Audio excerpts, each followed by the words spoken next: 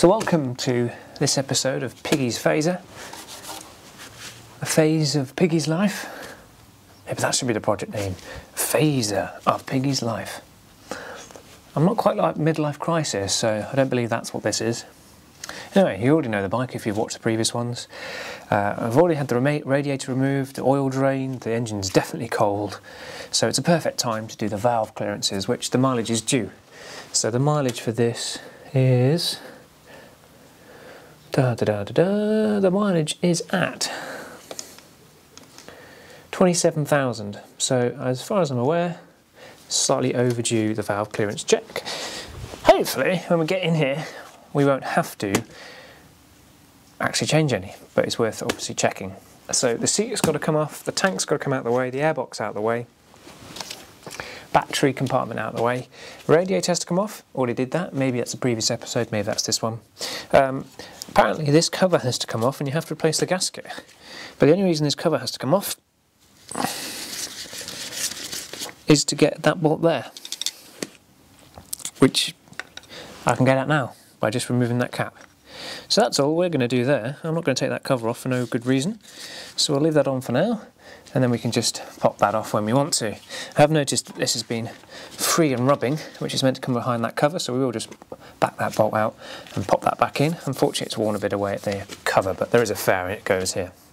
Right, it's a pretty boring episode this to watch.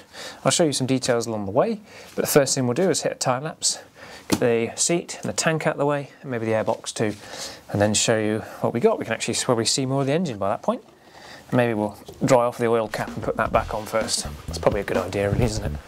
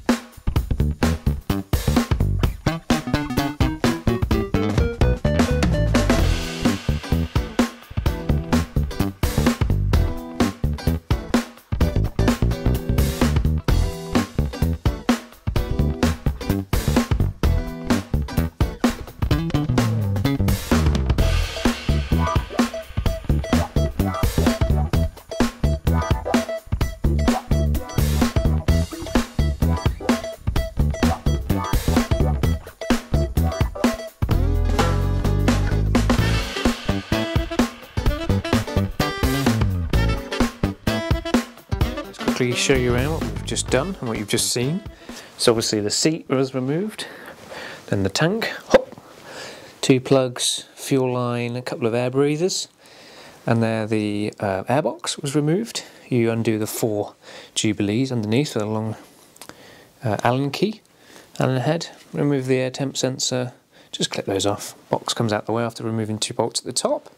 And then you've got the battery out the way, battery kind of tray underneath, and then a sort of rubbery thing, which is like a weather protector under there. Heat probably too. Obviously we've stuffed some paper down the inlets and nice and clean. You're not really going to get much past the butterfly, but the last thing you want is something going down the intake there that you've forgotten about.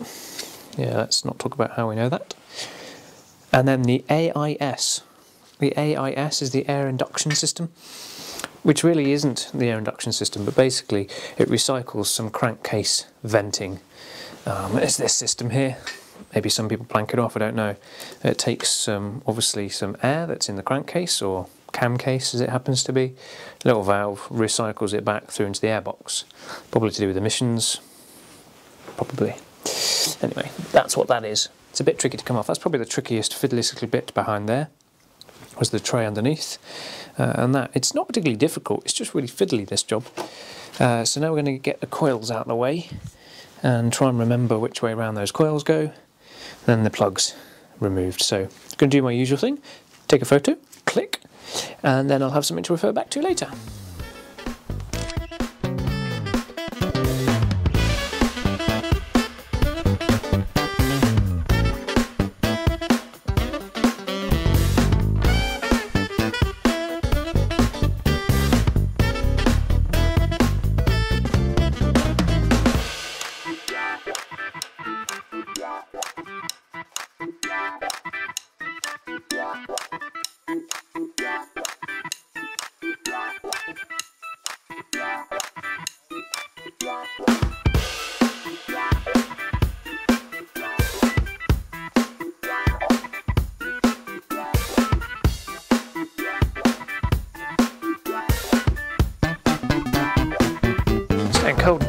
shut the door.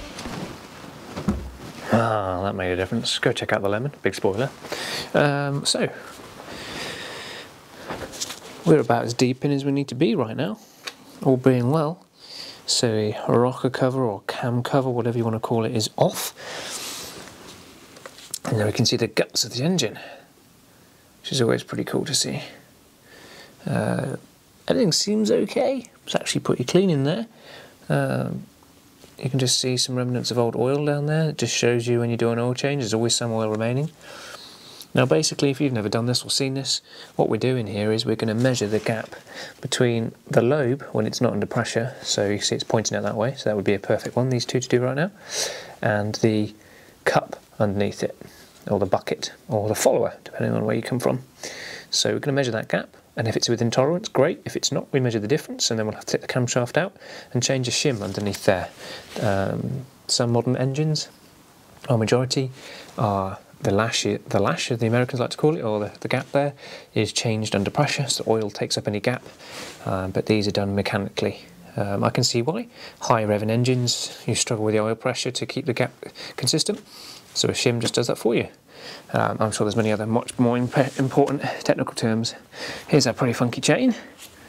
Actually pretty darn good, I have to admit. No lateral movement, very little slack left, so that's ideal. And the instructions in the Haynes and other instructions I've seen take this cover off, so you can rotate the engine using this bolt. Well, we can see the bolt, so I don't see the problem with that, so we're just going to rotate, and you just want to do it in order, really. So 1 there, 2, 3 and 4.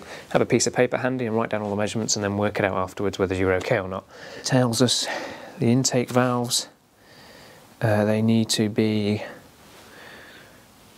0.13 of a mil to 0.2 of a mil, and the exhaust valves 0.23 to 0.03 when cold. Well, this has been sat for about a week, so I think it's pretty cold. So let's do that then, shall we? And I like to make sure I put an I for intake and E for exhaust. So that's cool. So we've done that. I'm getting too technical in my drawing now. Whoa, hang on. We could even put a chain in. Oh yeah. Just how Yamaha designed it. So, at the moment, as I look at our lobes, cylinder number 2 is in the perfect spot for being measured. So why didn't I do cylinder 2? To make sense. So we'll get some gauges. Now, exhaust valves should be up to 0.3. So let's see if we can get a 0.3 in there. Doing that bolt up a little bit. Just give the valve shim, this feeler gauge, a little bit of clean. Now if I can't get I can get a 3 in. Oh, but I can't quite get it in that one. So I'm just trying to put it between the bucket and the valve lobe, which is tight. So that is tight. So that, I would say, is 0.3. So it's a 0.30, 0.30.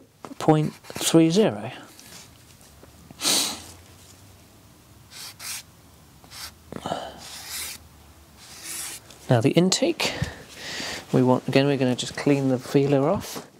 Now that doesn't want to be any thicker than 0.2. So let's see if a 0.2 gets in there, shall we? 0.2. Dang, that's thin. 0.2. Be nice if it was 0.15, but let's see if the 0.2 gets in first. Oh, I actually can't. I can't get a 0.2 in there at the moment, which is a good thing. It's a good thing. Means it's not had much wear, this engine, which is nice. Let's see if we can get a 1.15 in there, which we can. So and quite easily. So I'm going to go with a stab in the dark between 0.15 and 0.2. 0.2 I just couldn't get in, 0.15 is firm. I'm going with 0.17. Again, not really how probably other people might do it, but this is how I do it. I haven't got any feeler gauge between 0.15 and that. So that's that. I've not even got a spanner ready to turn the crank, so I better get that ready. So let's now turn the crank till the next cylinder's lobes are opposing to one another.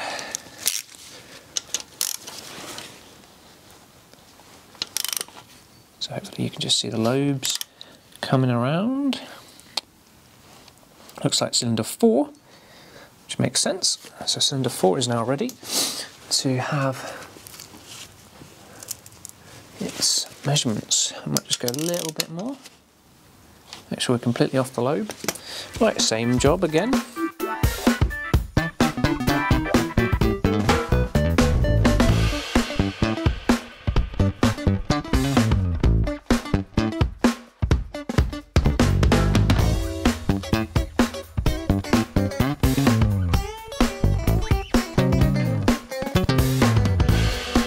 Little conclusion. What can we come up with here for a conclusion? Well, that's our conclusion. And we can see that. Yeah, we can. That's good. So I did at one point think we had one that needed adjusting, and then I just rotated a couple of times on the engine, made sure I had the lobe completely off pressure, and it was okay. I'll discuss that in a second. So intake valves, which are this side, the tolerance is between 0.13 to 0.2, and that's from the factory. So from the factory, brand new, one of these could have 0.2 mil of clearance. So I don't know what that is in American. So we've got 0.2, 0.17, 0.17, 0.17, 0.17, 0.15, 0.2, 0.15. I thought this one was a bit loose, but rechecking it, I couldn't get a 0.25 in, and a 0.2 had a bit of resistance, which is just what we're looking for. On the exhaust side, all either 0.25 or 0.3, and the clearance should be 0.23 to 0.3. So I would say is a pretty healthy engine, I've got to admit. It says to check it every 25,000 miles. We are 2,000 miles late as well for it, but I probably won't leave it another 25,000 miles. If I have this bike in 10,000 miles time, I will check this again. To be honest, if you've got to do the spark plugs, you're not far off having to do this anyway. It doesn't take that long. But you just have to take this cap off the end here. So I'm happy with that. So we'll put the cap back on. We will put the top lid back on this evening and put some bits and bobs back on. We've got an air filter to do and spark plugs, so we'll just go till that point and then hold. And then maybe we'll start taking some fairings off, readjust the nose because it is out by a few millimetres to the right. It's had a little knock. And start looking at the bodywork. So that's it probably for this episode. I'll just do the rest on time-lapse, I expect, just throwing this back together. And thanks for watching. It might be of interest to you. This is how I do this. You guys, some of you guys probably watching this have already got bored.